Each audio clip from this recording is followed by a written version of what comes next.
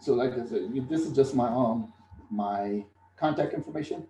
That is one of the first books I wrote on navigating the entrepreneurial journey. This is how you can contact me, via WhatsApp. I put my LinkedIn in the chat as well. Those are two. Transcontinental Consulting. That's my firm's website, and drrickygalloway.com is more of my website geared strictly to business development and entrepreneurs and working with small and medium-sized businesses. Each one of those are ways you can reach and get in touch with me, and I truly look forward to speaking to each one of you in the future. So with that being said, I turn myself over to you now and say, how can I serve you? What questions do you have that I can answer? All right, thank you very much, Doctor. I think what we're going to do, we're just going to go around the table so that each one of you would ask any question that you have to Doctor. And of course, if you have something else for analyst is still online, so you could also ask that question as well. So please feel free, unmute yourself and then ask your question so that either Doctor or analyst can answer these questions for you. Yes, good evening, Dr. Ricky. Yes, Bernard. How are you? Yeah, my name is Bernard, and my question is, in Africa, sometimes the issues that we deal with here is the lack of data. And sometimes to be able for an entrepreneur to listen to what the customers think, sometimes it's hard because of the data. So how would you then gauge to be able to understand from the customer's perspective that actually this is what the customers actually want? Because in most cases in Africa, you're dealing with very limited data. And yet the demand outside there, it's sometimes there is that complexity in dealing with the information, the data that you have, because you're dealing with very small data. How should entrepreneur respond to under such circumstances? Thank you. Great. Take the direct approach. Create your own data. The information that you need for your business is out there. What it sounds like what you was looking for is get the data from another business and how do you interact it into your own business. Develop your own surveys. Develop your own methodology of feedback. Develop your own reward systems. Put those things in place for your business and have people. One of the things people love to talk about is their experience. Is this company called Facebook? I don't know if you ever heard of it. That's Zuckerberg has made what $54.8 billion on, and the whole concept of that company is people love to talk about themselves. They love sharing information about themselves. And then here's the ironic thing about Facebook. They put all their business on Facebook and then they say people need to mind their business. Well, the same information that you're seeking, go to Facebook. They're putting it out there. Go to LinkedIn. They're putting it out there. The information, go to see what the reviews about your business or your product. It's put out there. Here's another approach. Ask your client directly. Have you used my product already? What are you thinking about it so far? I'm trying to capture some information. And then you start documenting what are people saying about your business? What are they saying about the experience they have with your business? What are they saying about the experience they had with the employees of your business? What are they saying about you? Because what you think they're saying about you and what people are actually saying about you may not be the same thing.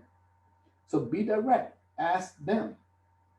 And then you start ciphering through the information that you're getting and seeing what's more useful. How can I use what I'm learning to improve my processes and my procedures and my operations model to provide me more feedback for my strategic vision to move forward, to then service my people, i.e. my clients and my employees, and then improve my marketing model to market to a greater audience to increase my finances. You see how everything turns around. Every business that's experienced a problem, every business that has experienced a problem has a problem in one or a combination thereof of that sunflower. So for your situation, it would be the marketing. And what you want to do is learn what people are saying about you, but you can't just wait for them to come and see you. You have to go to them. We have this phrase that if you build it, they will come. But first, you got to build it. So you have to take the initiative and go out there and start looking for asking the questions about your business, asking the questions about your products, asking the questions about your services, and then from that build on it. Did I answer your question, sir? All right, thank you very much. Yes, exactly. Thank you very much, Doctor. All right. Okay, so okay, Dr. Analyst is reminding us to please share your email as well. Please, everybody, try and share your email. Just go to the chat and then just put your email address there as well. Any other question? Please feel free and ask as many questions as you want. This is the time for us to do learning, and so please ask any question that you want to ask. Okay. Dr. Ricky, thank you very much for your presentation and your very, very good examples that you gave. Thank you. Going back to one of the examples, when you told us that when you look at a dollar, look at it as 75 cents. Correct. I like the concept. So meaning you put the other 25 ahead of you to meet whatever the unknown that you haven't really faced as yet. Correct. So you talked about the whole idea of how sometimes leaders or entrepreneurs fear to get people on board because you're not pretty sure how long they are going to stay. Right. So you fear to invest in them, and then or if you invest in them and then they leave, then you blink, you're just there. So looking at our 25 cents, which is already ahead of us, and we assume that already we had our team, and we've invested in them using our other 25 cents that is empowering our team. And then we reach at a point, we know the life of a business. It's like a real life, human life. It's up and down and up and down. So finally you find your 25 cents is actually depleted. And now you're stuck. You cannot maintain even the smallest number of people that you have. And so you go back to zero. In your perspective, what would you be doing, or what would you do when it comes to handling such situations as you're growing a business? Okay. Joel had a question somewhat, he made a statement somewhat like, are you more focused on, when I took notes on what Joel was saying, I said, are you more focused on the people or the process? Okay. Now let's take your question, Nelly. A lot of times you can gauge when people are leaving and why they're leaving. And a lot of companies pay attention to the people that's leaving and pay very little attention to the people that's staying. Okay. It's like the phone companies.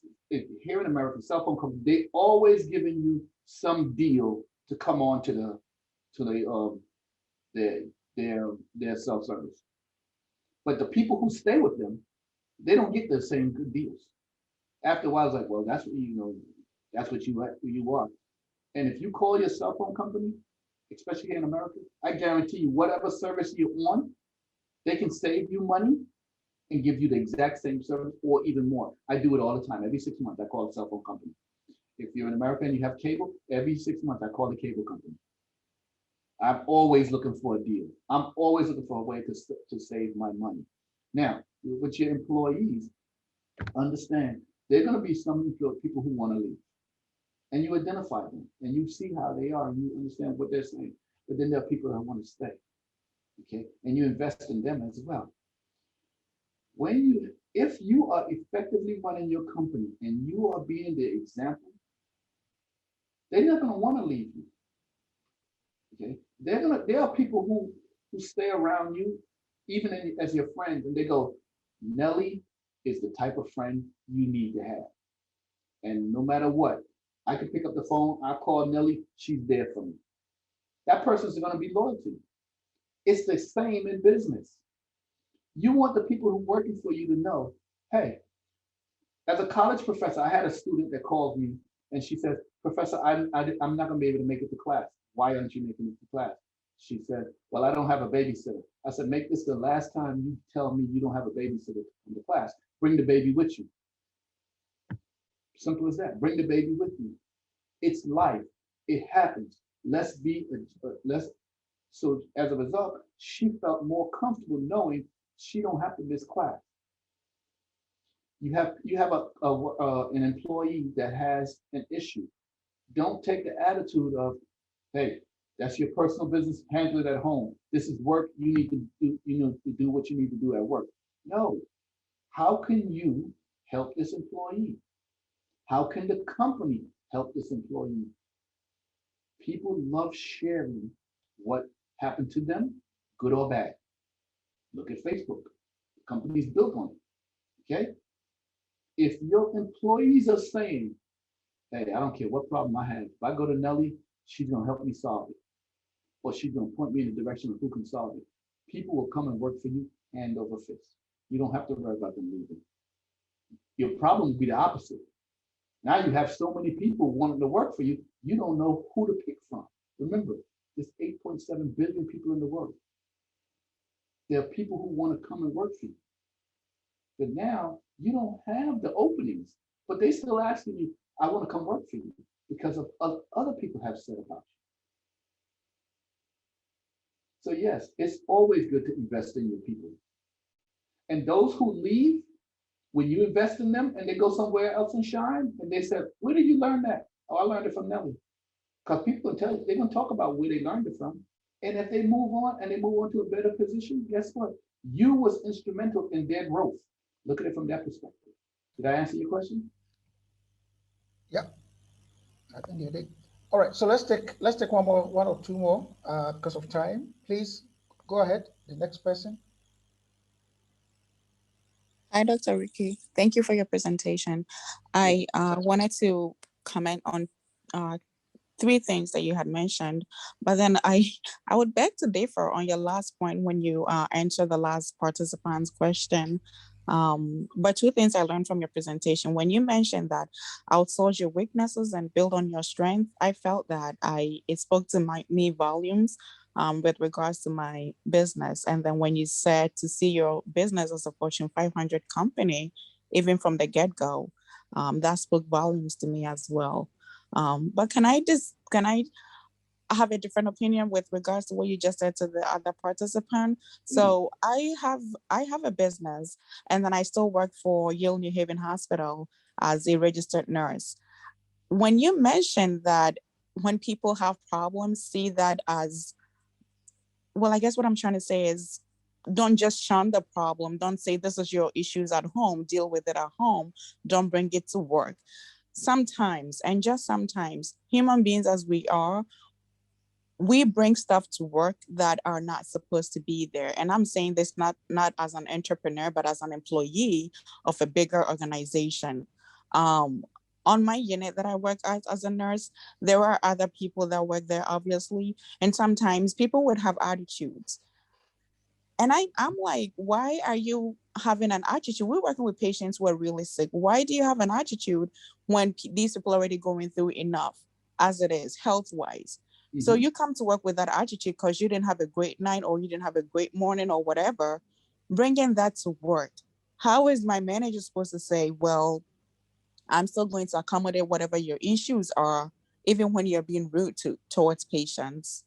Okay. I don't get that part. Okay, let me show you. I'll tell you with a medical story since you're in the medical profession. It was a surgeon, and he had a very bad experience. But it was a child came into the hospital, and the child was sick, and the surgeon was performing the surgery on the child, and the father and the parents of the child was just consistently going at the surgeon. and he was totally ignoring the parents and just focusing on the child to take care of the child as quick as possible so he can leave. The nurses talking to the parents was, he's a nurse, he's a doctor, he don't even want to talk to us, he's being very rude, he's the worst doctor I've ever had. And the nurse said to the patient, to the parents, I'm sorry you feel that way. His son just died, but your son was sick. So he took the time to come and take care of your son. And now that your son is in recovery, he's going home to be with his family. I say that to say that true. I understand where you're coming from and I agree with you, but you never know what people are going through. And the statement that you made that how can you be so rude and so harsh when there are people here sick and they need your attention? That might be just the statement they needed to slap them back into reality of, yes, you're going through something, but at least you're standing to go through it. This person is laying in a hospital bed flat on their back. And the statement you made may have been just enough to give them that reality check that they need. But if you took the attitude of, I don't want to hear you complaining, go away, then you wasn't able to feed into them. But by saying, how can you come to work with an attitude when these people are sick and they need your attention, they need your assistance, that is a leadership position you just took, believe it or not, and showing them a different way. And if you have influence over them, they'll aspire to do better the next time. All right. This is Lofty. I just wanted to make a quick comment. Go ahead. In terms of that, when you said under your strategic vision section that we should focus on resources in or around us and that we learn, that is very, very good point to make. But sometimes we looking over ahead, but we have so many things around us that we have not stopped to focus on. So that helped me to make sure I look around myself and make sure I can find resources to help me before I, start looking outside for outside resources. And also for marketing, the focusing on your customer needs also helps you to move forward. So I just want to make those two comments quickly. Okay. First, with your resources, 4 eyes can see a whole lot more than 2. And 6 eyes can see a whole lot more than 4. So if while you're searching for resources, share it with other people, the people that you trust, that you know that have a vested interest in your success. Share with them what you're looking for. And as a result, they will start looking too. And then they provide that information back to you. You don't have to go it alone. Entrepreneurship is not a thing that you want to go into alone. So just share what you're looking for, and you'll share what you're looking for with people who have a vested interest in your success, and they will help you look. All right. I have a question. Yes, go ahead. Yes, from me, Joel. Yeah. Thank you, Dr. Ricky, for the insights you've given us. I have a question. Is it feasible to build a business that solely relies on sponsorships as its source of revenue? Is it feasible to build a relationship? Well, guess what? Every business is based on sponsorship. It's just that you use the word sponsorship. Some people use the word customer, some people use the word client. If you're not selling a product, you're not in business. You have a hobby. It becomes a business when some sort of revenue is generated. Okay, so yes, it is feasible to have a business that is built on sponsorship. The key is satisfying those sponsors. Now, in satisfying the sponsors, you have to make sure the satisfaction that the sponsor is seeking is in alignment with your business vision and the mission statement of your business. Remember that target on the why. Why are you in business? Because if the sponsor is only looking at money and revenue, and you are looking at service, and he or she is focusing on the money first, that business is doomed. If you focus on the service, and as a result of the service, you get the money and you get the revenue, the business will succeed. So yes, the short answer is yes, it is feasible, but make sure you get sponsors that believe in you and the mission of your business, not just somebody who's looking to turn around and make a big buck, a quick buck. Okay. Thank you so much. You're welcome, sir. All right, any other person? We want to make sure everybody who has a question has got the opportunity to ask the question. So if you have any question, please go ahead and ask it now so that we can wind up. If by chance you have a question and you feel too shy, by all means, please feel free to reach out via email or reach out to me on either one of my websites or WhatsApp. I am more than happy to serve you. Like I said, my presentation is a lot on the what. I work with my clients and teach on doing the how. So if you're at the point where now you're looking to implement the how, then that's where we have to sit down and really get into understanding your business model and where you are and where you want to go and the strategies to bridge that gap. So. All right, thank you very much, Doctor, and thank you, analysts. Before we wind up, just want to make sure that at least for the first day, everybody's comfortable with whatever learnings that we have made. So I just want to go around the table, please. If you don't mind, and you can just share with us in just a second or two, perhaps 10 seconds, what is it has been your major takeaway for today?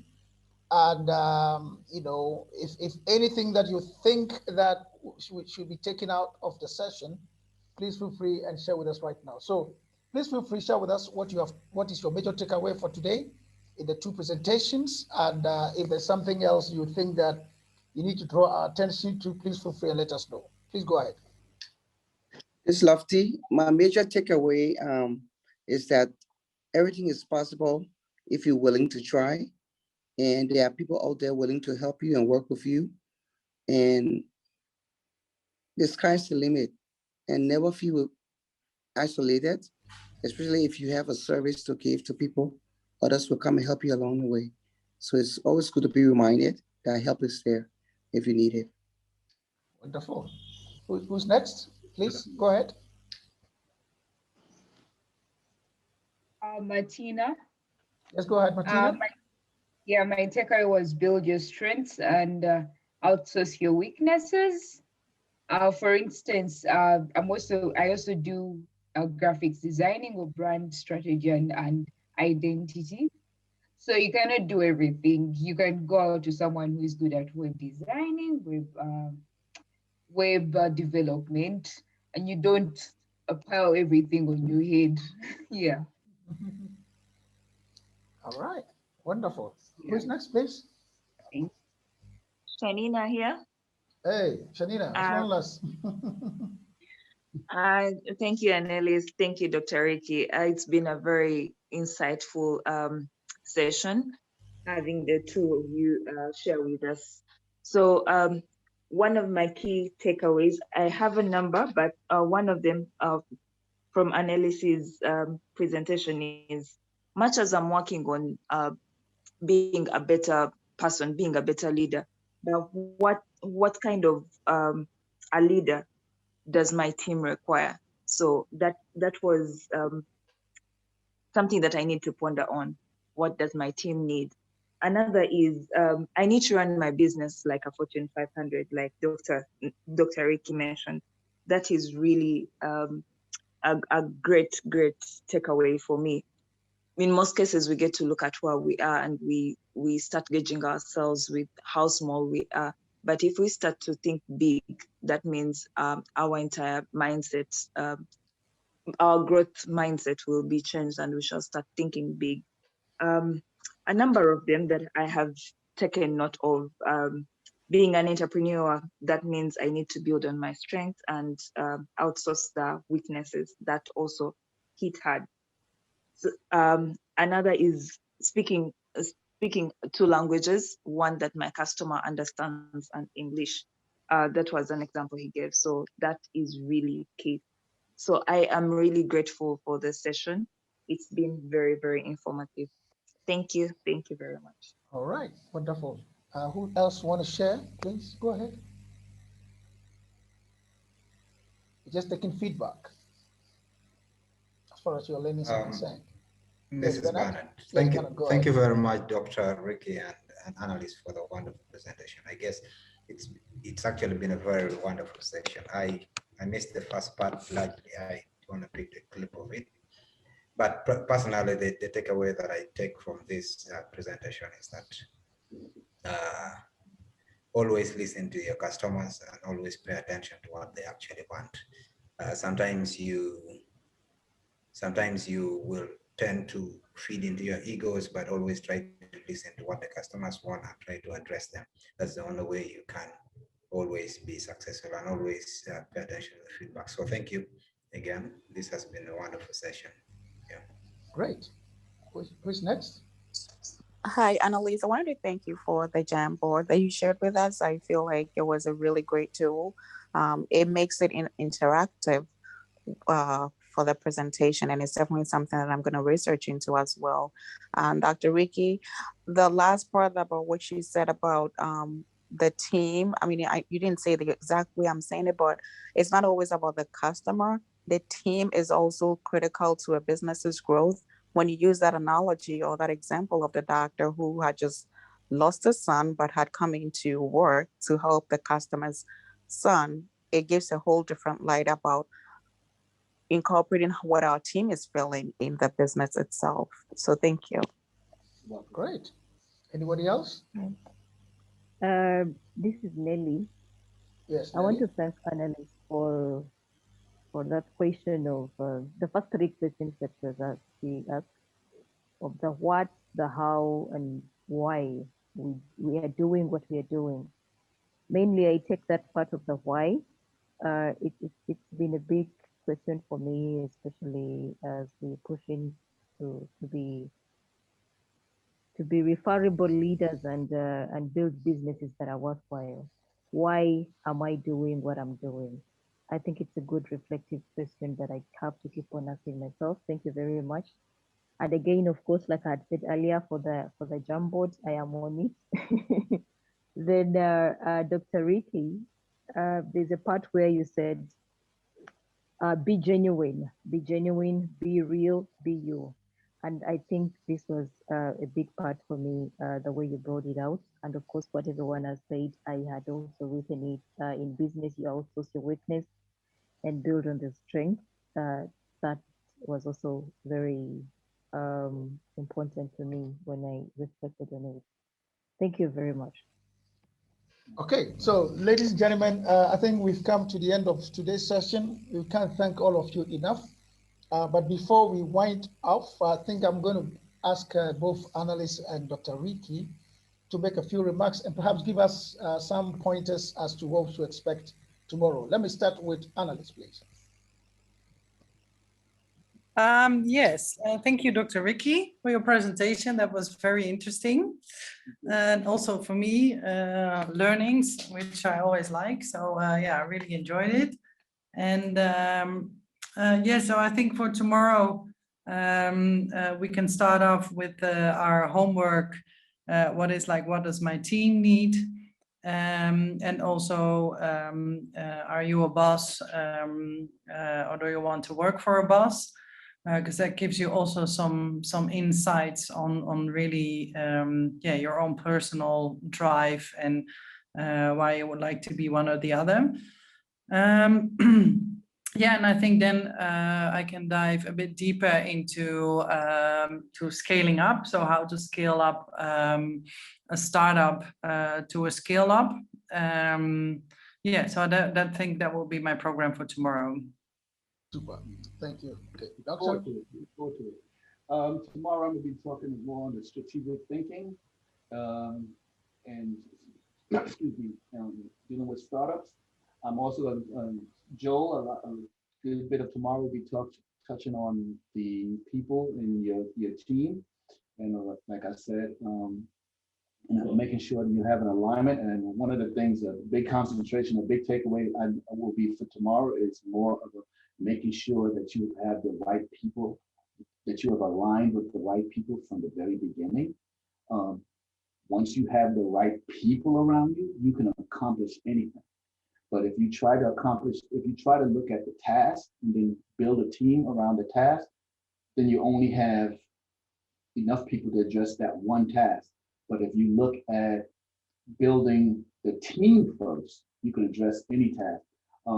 Angela works in a hospital. They don't just hire a doctor. They hire many different doctors, many different nurses, many different technicians, so that no matter what problem or illness comes into the hospital, they have a team already in place to address that illness. So tomorrow will be focused on a lot around strategic thinking and building your team. All right, thank you very much. And ladies and gentlemen, just a reminder that the main objective, as you can tell, of this session is to help us to understand the key pillars for building the startup company and how to scale it up, as analyst said.